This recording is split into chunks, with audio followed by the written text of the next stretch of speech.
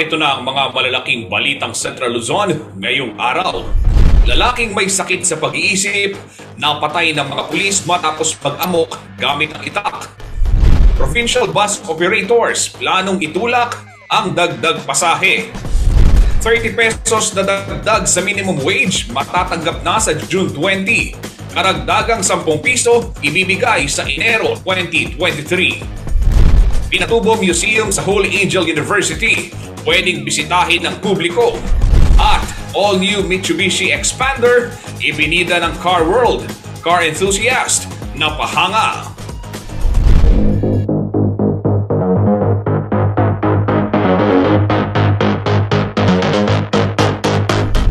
Matapaldo, Pampanga, magandang araw Central Luzon. Ako po si Justin Dizon. Narito na ang mga malalaking balitang nakalap ng CLTV News. Pinag-aaralan na ng Provincial Bus Operators Association of the Philippines ang pagpapataw ng 30 hanggang 40% na dagdag pasahe sa mga bus dahil umano sa lumalaking operational cost. Ayon sa grupo, hindi lamang presyo ng produktong petrolyo, toll fee at maintenance fee ang tumaas, kundi pati ang pasahod ng kanilang sa kanilang mga konduktor at driver. Kaya ang kanilang hakbang ay ipasa umano ito sa mga mananakay. Narito po ang report.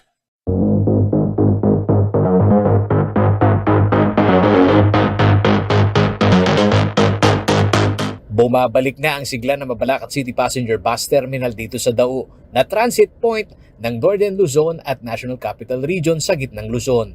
Wala ng booking process at open time na rin ang pagdating ng mga bus patungo at mula sa Metro Manila. Ayon kay Elmer Lopez, OYC General Manager ng terminal, ito na ang pagbangon ng transport group mula sa pagluluwag ng travel restrictions sa kada border ng probinsya. So para ito na, maganda na ngayon yung naging takbo ng operation natin dito. Kung mapapansin nyo, nakakaabot na rin tayo ng 900 bus entries dito sa terminal natin sa 24 hours na operation. And nasusupplyan na yung requirements ng mga commuters. Sa pagtaas ng presyo ng gasolina at sinundan pa ng pagsipa ng presyo ng mga pangunahing bilihin, dapat na raw asahan ng mga commuter ang pagtaas ng pamasahe. Ayon kay Lopez, aabot sa 3,000 pasahero ng bus ang tatamaan sa kanila pa lamang terminal sakaling ipatupad ang dagdag pasahe. Pag ang pag-uusapan kasi increase, talagang mapaparay ka kahit na sino naman dyan. May mga regular kasi tayong mga commuters na bumibiyahe ng Metro Manila. Sabihin natin dahil sa estimate kasi namin may mga 3,000 na commuters araw-araw na bumibiyahe yan. Sa panayam ng CLTV News Team kay Provincial Bus Operators Association of the Philippines Executive Director Alex Yage, tinatayang nasa 30 hanggang 40% ang kanilang itutulak na fare increase para sa mga bus. Ito'y resulta umano ng pagtaas ng gastos hindi lamang sa maintenance kundi sa buong operasyon ng mga bus company sa bansa. Perfect storm, Paulo. Lahat ng gastos nagtaas lahat, interest ng bangko, walang nagpapautang, bumaba yung halaga ng piso, mataas ang krudo. Sa ngayon ay nasa estado pa umano ng konsultasyon ang petisyon para sa taas singil sa pasahe. Pero aminado si Yage na napapanahon na ito. Hindi kami nakabase sa boundary system na katulad ng ibang modes of transport. Kaya kung nagtaas man ng halaga ng diesel, ay hindi apektado yung mga driver namin Ang apektado yung operator. Alright. Kasi ang sweldo ng driver conductor hindi naman nagbabago kasi depende sa sa hourly wages nila. Mm-hmm. Lahat ng region yata nagtaas na ng wages, no? Buwan pa umano ng Oktubre ng taong 2018 ang huling fare increase sa mga bus. Ayon kay Yage, hirap na silang makabangon kung hindi pa sila sasabay sa nagiging takbo ng mataas na operational cost. So percentage mga 40% sa kasalukuyang pamasahe. Mga ganon. Siguro hindi naman maglalayo doon kasi halaga ng diesel lang yun at saka sweldo ng tao. Hindi pa kasama yung increase ng toll fee doon. Yung increase ng halaga ng mga pyesa. Sa fare matrix ng LTFRB Region 3, naglalaro sa 180 pesos ang pamasahe sa aircon na bus na tumatakbong Dao Terminal hanggang Cubao. Ito'y may distansyang higit 100 kilometro. Sakaling maipatupad ang 30 to 40% increase, tataas ng higit 50 pesos ang pamasahe sa bus. Sa pulso ng mga mananakay, ang dagdag na pasaheng ito sa bus ay dagdag rin na problema sa kanilang pang-araw-araw na pamumuhay. Mahirap po, lalo sa aming kami mga nagtatrabaho, tapos hindi naman nataas ang sahod. Medyo mahirap sa commuter po yan, no? Kasi kung 30 to 40% yan, it means almost kalahati. Talagang masakit sa kanila yan, no? Parang hindi na po, parang wag na po. Kasi madami din po maaapektuhan. Paolo G. Santos, CLTV News.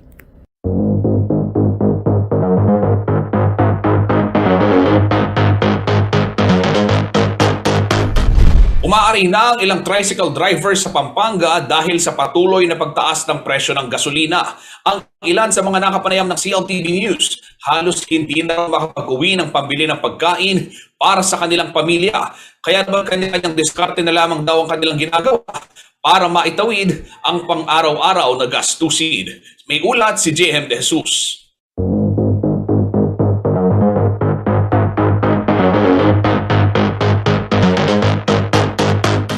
Dagdag pasakit umano ang pagtaas ng presyo ng gasolina at diesel na humigit kumulang 2 piso hanggang 4 na piso kada litro ngayong Martes, June 14.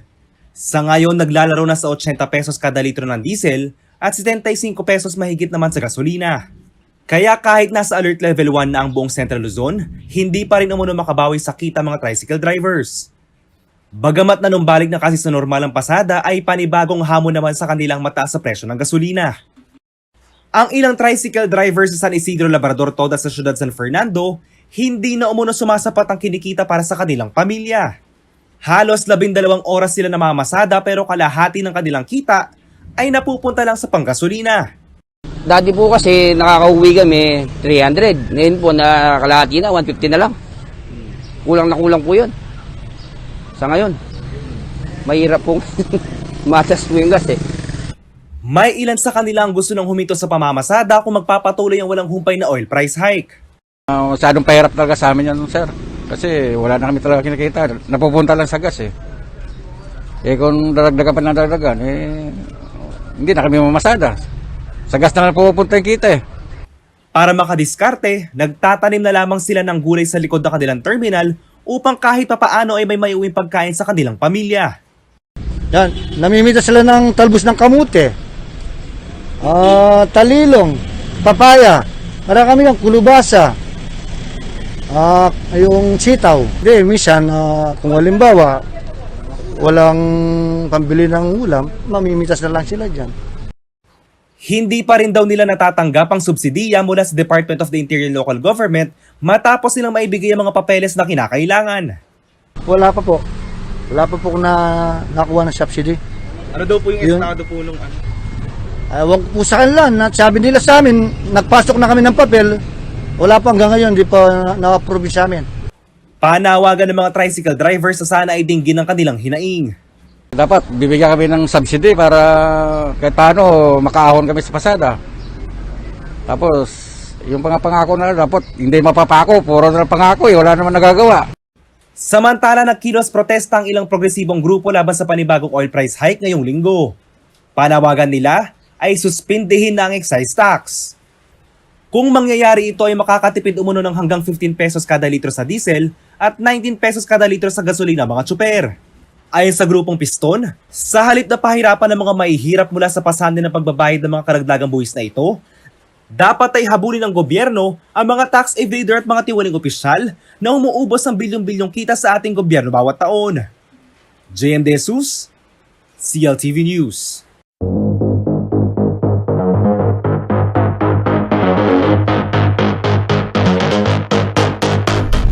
Abangan sa pagbabalik ng CLTV Balitaan, lalaking may sakit sa pag-iisip, napatay ng mga pulis matapos mag-amok gamit ang itak.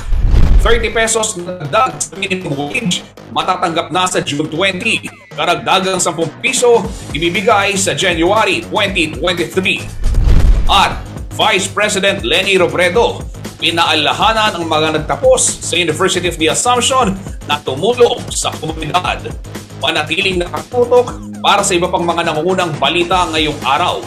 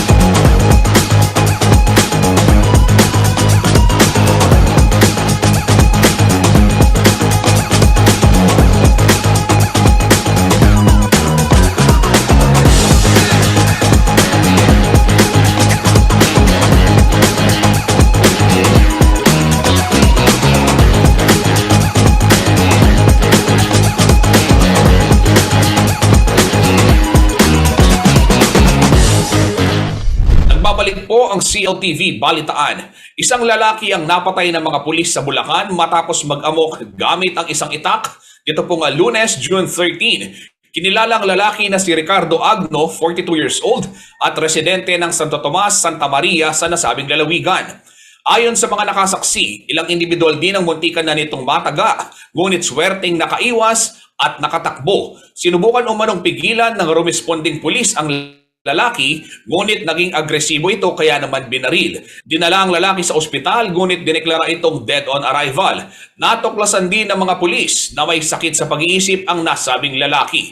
Samantala, hinihiling ng Bulacan Police sa publiko na iwasan ang paggawa ng mga haka-haka habang patuloy pa ang kanilang investigasyon.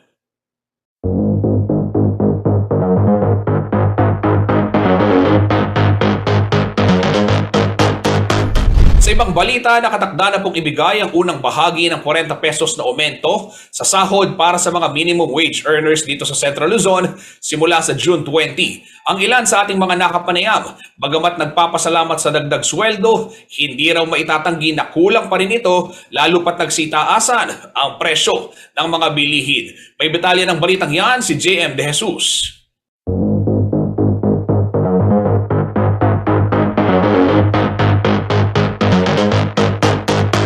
Matapos sa prubahan ng Regional Tripartite Wages and Productivity Board, ang 40 pesos na dagdag sa daily minimum wage sa rehiyon, nakatakda ng tanggapin ng mga manggagawa ang unang bahagi nito sa ika-20 ng Hunyo. 30 pesos ang idadagdag sa kasalukuyang 420 pesos sa daily minimum wage, habang sa Enero ng susunod na taon ibibigay ang karagdagang 10 piso. Para kay Tatay Onesto de Guzman, na 15 taon ng construction worker, hindi umano sapat ang 40 pesos sa taas sahod lalo na't mataas ang presyo ng mga bilihin.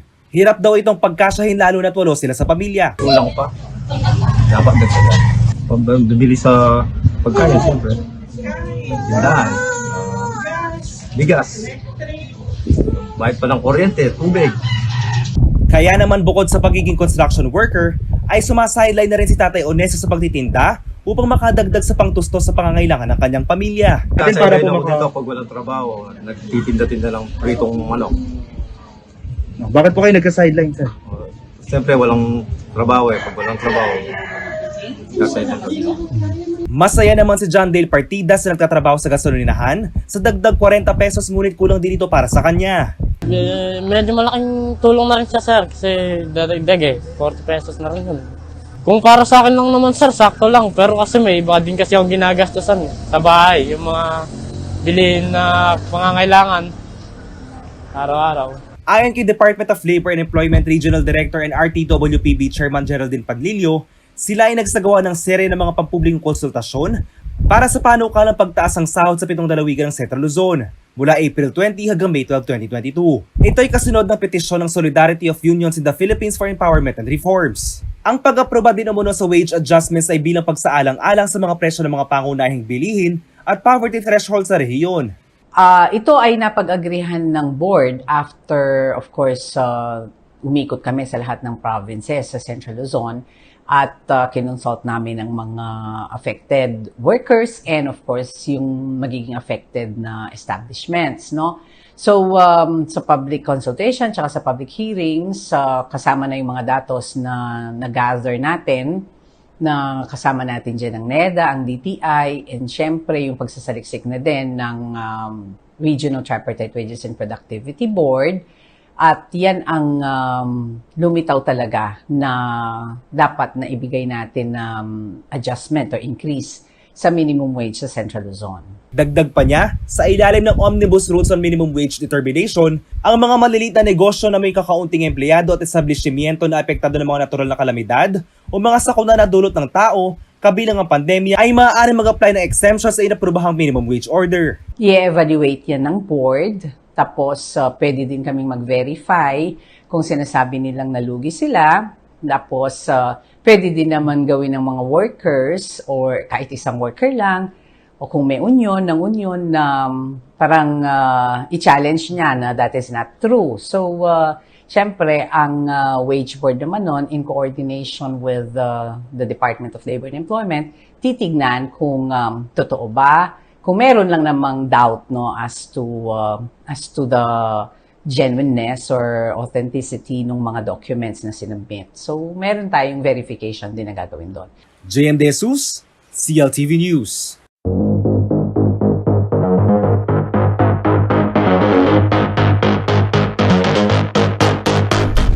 Samantala, nagpaubot po ng pagbati si outgoing Vice President Leni Robredo sa mga nagsipagtapos na mag-aaral ng nursing at pharmacy sa University of the Assumption dito sa San Fernando, Pampanga. Paalala ho ng Vice Presidente sa mga graduates, gamitin ang talino at talento upang makatulong sa komunidad. Sa Longga, ang may detalye ng balitang yan.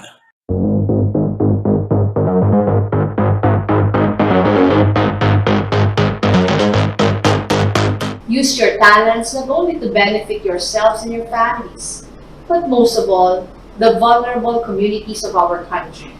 Ito ang naging sentro ng ipinadalang mensahe ni outgoing Vice President Leni Robredo sa nursing and pharmacy students mula sa University of the Assumption para sa kanilang graduation at pinning ceremonies nitong Martes, June 14. Bukod sa pagpapaabot ng kanyang pagbati, kanya ring pinaalalahanan ng mga estudyante na kanilang itatak sa isipan ang mga karanasang bumuo sa kanilang pagkatao. More than the valuable knowledge and skills you have gained, remember how this experience has shaped your character and helped you grow as individuals and as community. Sa pagdaan din umano ng mga taon, higit na kakailanganin ng mga tulad nilang nasa larangan ng medisina, lalo pat patuloy pa rin ang pandemya. The world will need you in the years to come. Trust in your training as you nurture your practice. Sa huli na nawagan ng Vice Presidente sa mga nagsipagtapos na ibigay ang kanilang kakayahan para sa isang mas maayos na lipunan. I look forward to all the good that you will do as we forge a path to a kinder, fairer, more humane society. Arlene Salonga, CLTV News.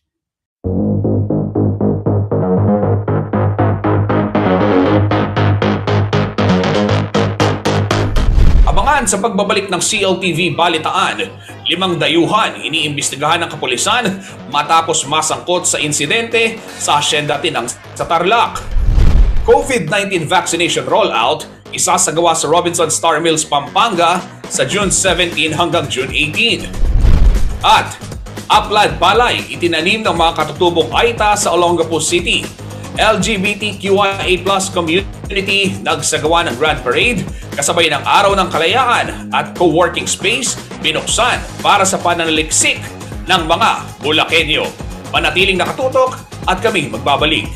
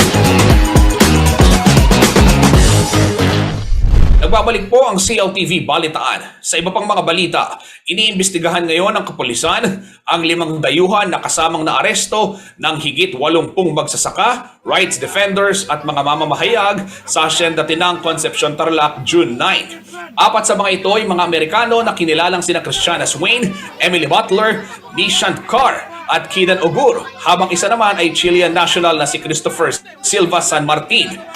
Sila ay nakalaya matapos sabihin sa mga otoridad na sila ay mga nananaliksik at hindi konektado sa mga naaresto sa Barangay Tinang. Ayon kay Police Regional Office 3 Director, Police Brigadier General Matthew Bakay, hindi mawawala ang posibilidad ng mga ito ay miyembro o taga-suporta ng mga naaresto lalo pat naroon sila sa oras ng insidente. Nakikipag-ugnayan ngayon sa Bureau of Immigration ng pulisya hinggil sa tunay na pagkakakilanlan ng mga dayuhan at ng kanilang posibleng pagkakadeport.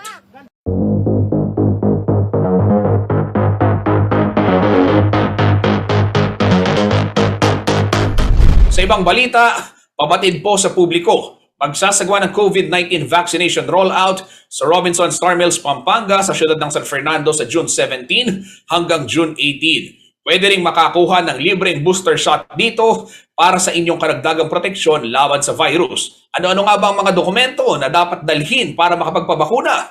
Alamin ho natin yan mula kay Liana Canilao.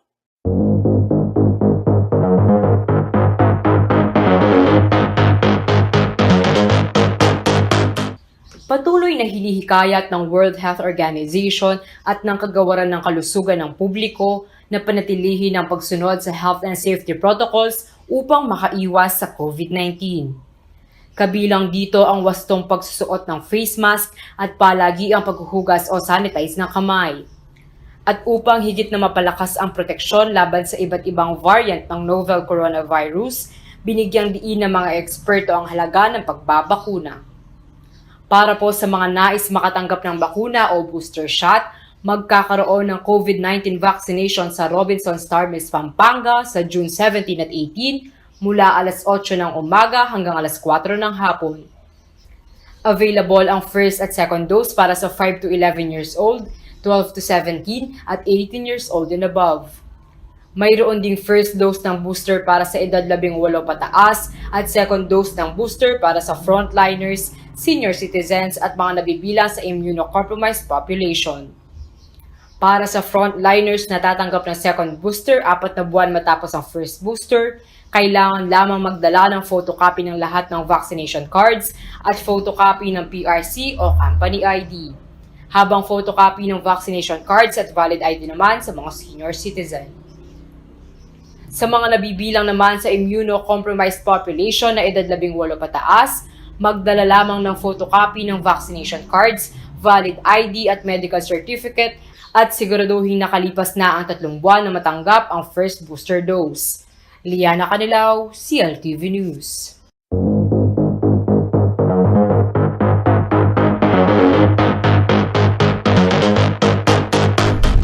Mga katutubong AITA sa Olongapo City nagtanim ng palay sa kabundukan. LGBTQIA+ community nagsagawa ng Grand Parade kasabay ng Araw ng Kalayaan at co-working space binuksan para sa pananaliksik ng mga Bulakenyo. Ang detalye ng mga balitang yan ihahatid sa atin ni Arlene Salonga sa CL News Express.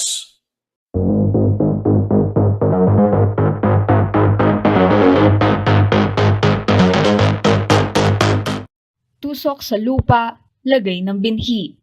Ganito ang sistema ng pagtatanim ng palay na karaniwang makikita sa matataas na lugar at sa mga kabundukan. Ito ang uri ng binhi ng upland palay na pinamahagi ng City Agriculture Office ng Olongapo City sa mga katutubong AITA na kanilang itinanim sa Sito Tower Iram sa Barangay Nucabalan. Black rice variety umano ito ng palay na hindi nangangailangan ng maraming tubig para mabuhay. Sapat na raw ang tubig ulan para ito'y tumubo. Hindi rin daw ito mabuntis dahil hindi na kailangan pang magpunla. Direkta na itong nilalagay sa lupa. Makikita rin sa aktibidad ng kultura ng mga AITA kung saan may tumutugtog ng gitara habang abala ang mga kalalakihan sa kanilang pagtatanim. Layon umano ng proyektong ito ng pamahalaang panglungsod na mapalawak ang pagtatanim ng mga katutubong AITA ng sariling palay para mapagkunan ng bigas. Sa iba pang balita, sa lalawigan naman ng Bataan, nagsagawa ng Grand Parade ang miyembro ng LGBTQIA+ community sa bayan ng Hermosa para sa pagdiriwang ng Pride Month ngayong Hunyo. Tinawag nila itong Asamblea de las Hermosas Personas na ang ibig sabihin ay Assembly of Beautiful People. Kasabay na rin ito ng pagdiriwang sa 124 na anibersaryo ng kalayaan ng Republika ng Pilipinas. Katuwang ng mga LGBTQIA+ sa pag-organisa ang Tourism Office ng Hermosa. Pagpapakita umano ito na ang bayan ay isang LGBTQIA+ friendly community. 23 barangay ng Hermosa ang nagpadala ng kani-kanilang mga kinatawan para sa kauna-unahang Pride Month Parade. Sa lalawigan naman ng Bulacan, formal nang binuksan ang bagong co-working space ng Bulacan State University o BULSU sa ilalim ng Business Assistance Research Acceleration and Sustainability. Katambal ng State University sa proyekto ang Department of Science and Technology. Itinayo umano ang istruktura upang magkaroon ng lugar ang mga mag-aaral, guro, alumni at mga Bulakenyong nangangailangan ng gabay sa pagbuo, pananaliksik at inobasyon para sa mga programang may kinalaman sa bagong teknolohiya. Maliban sa ribbon cutting at curtain raising ceremony, nagkaroon din ng pledge of commitment para sa proyekto ng co-working space na Startup Ecosystem Leveraging Opportunities and Networks for Growth o Sulong Central Luzon. Arlene Salonga, CLTV News.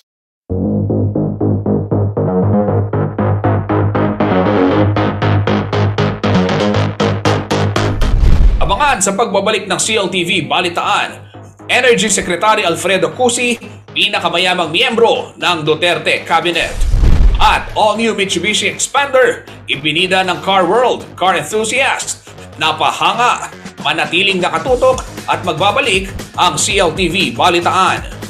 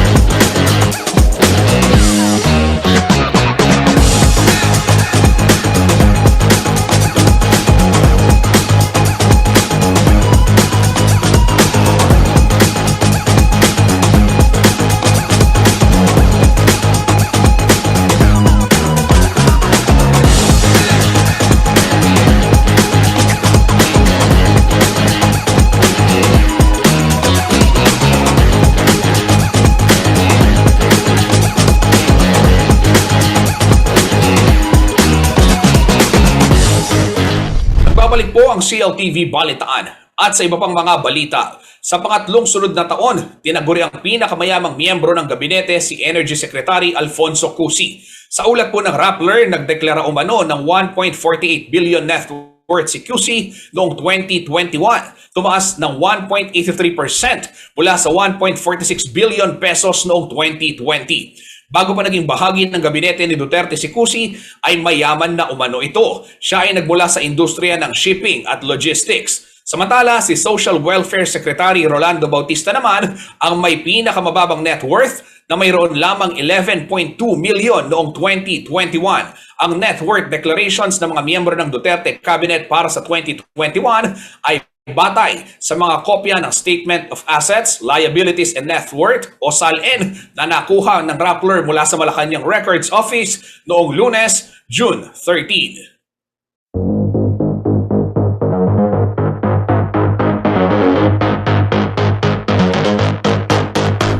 Kabalen, Kariyon, Ngayon, hanap po ba ay maaasahang multipurpose vehicle na hanep ang performance at disenyo? Inilabas na po sa publiko ng Car World at Laos Auto Group ang all-new Mitsubishi Expander. Sa mga naisubukan ng modernong sasakyan, pwede raw itong ma-test drive. Kung saan, alamin ho natin sa ulat ni Paulo G. Santos.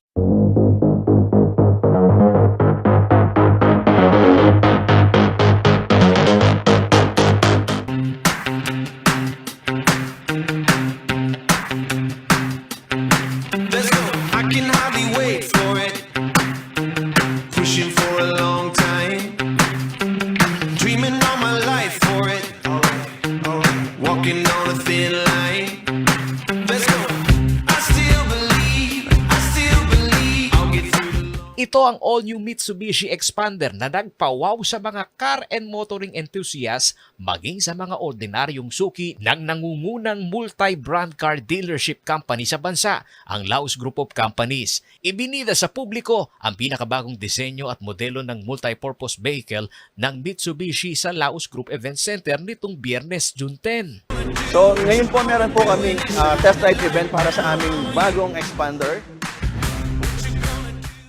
All-out support ang Laos Group sa naturang aktibidad. Present sina LGC President Paul Laos, LGC Vice President and Executive Director Carissa Laos, LGC Group Head Manuelito Eugenio, GGTI COO George Kong at Mitsubishi Vice President and Brand Group Head Melo Alabado.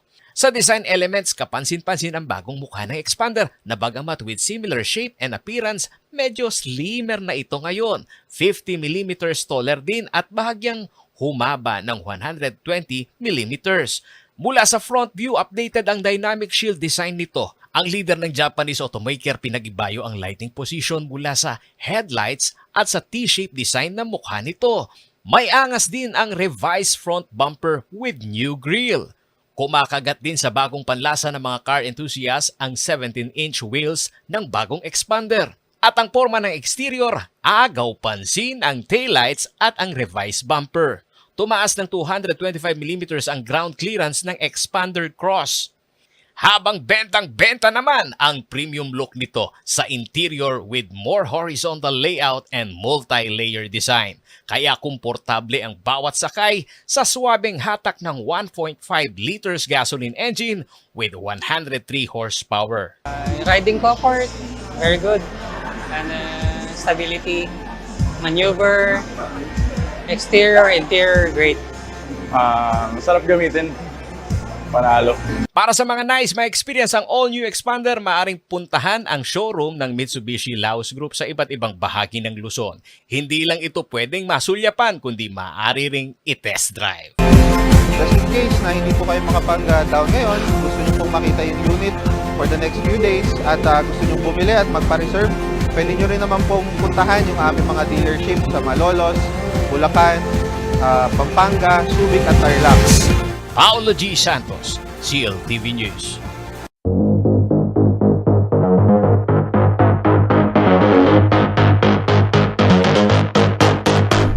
Sa ibang balita, bilang paggunita sa ika-31 anibersaryo ng Mount Pinatubo eruption, idineklara ng Holy Angel University ang June 15 bilang no work, no class day sa universidad. Ngayong araw ho yan. Kaugnay nito, kanilang inaanyayahan ang publiko na bisitahin ang Pinatubo Museum na bukas at libre. Kailangan lamang na magdala ng ID at vaccination card ang mga pupunta. Bukod dito, magkakaroon din ng isang programa alas 3 ho ng hapon sa Facebook page ng Center for Kapampangan Studies.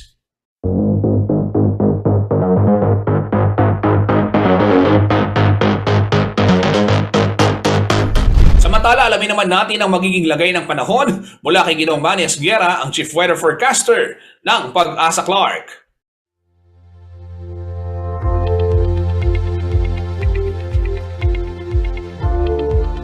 Narito po magiging taya ng panahon sa susunod na 24 oras. Isang ridge of high pressure area po ang nakakaapekto ngayon dito sa may northern at central Luzon. Samantala po ang mainit na easterlies naman po nakakaapekto dito sa may silangang bahagi ng Mindanao. Kaya po ang Metro Manila at nalalabing bahagi pa ng bansa, kasama na po dito ang Pampanga, ay magiging bahagya hanggang sa kuminsan ay magiging maulap din po ang papawirin. Meron din po tayo inaasahang mga pulo-pulo mga pag-ulan, pagkidlat at pagkulog dulot po ng localized thunderstorm. So ito lamang po yung ating weather system na binabantayan at nagbibigay po ng mga pag-ulan sa iba't ibang parte ng ating bansa. Kaya po pinag-iingat po ang lahat. Medyo maalinsangan po hanggang tanghali o hanggang hapon at posible naman po ang pagkaroon ng pulo-pulong pag-ulan sa bandang hapon o gabi. So mag-iingat po tayong lahat.